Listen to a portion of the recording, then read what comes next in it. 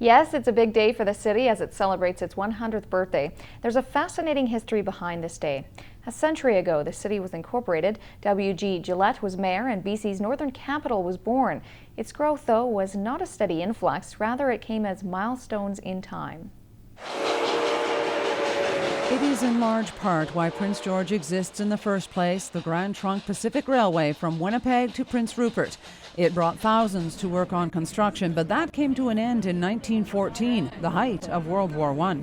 So between the loss of employment and the war effort, we dropped down to about 3,000 people right away and then fluctuate at about 2,000, 2,500 people as a population through the 20s, 30s, up until the start of the Second World War. The Second World War brought another wave of people to the city, which served as something of a military center to act as the second line of security in case of a Japanese attack on North America. Prince George was very small then. At the end of the Second World War, we'd had a Canadian Army regiment stationed here. There were more soldiers than there were people. So my recollection is that there were about 5,000 people in Prince George.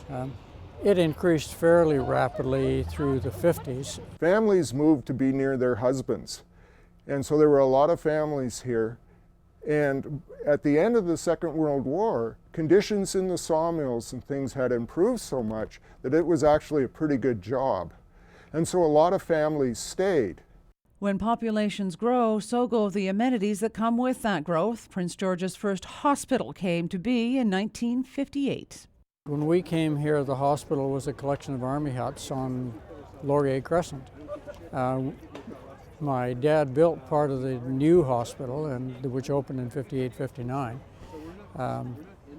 And I went to work there in 1963 as chief pharmacist. So yeah, the hospital was remarkably high-tech for the day. The city saw another huge population jump when the pulp mills were built in the 60s. For Bob Campbell personally, 1961 was a banner year. Mr. PG became the city's mascot, and Ben Ginter, owner of Caribou Brewing, now called Pacific Western Brewery, brought beer cans to North America. He started using beer cans. Late 50s, early 60s, I don't know the exact date, but the big breweries laughed at him and said, it'll never be a success. And as he started to gain market share, they started to run him out of business. For him, that little sidebar is just one example of what makes this city exceptional in the past century and into the next. Cheryl Jan, CKPG News.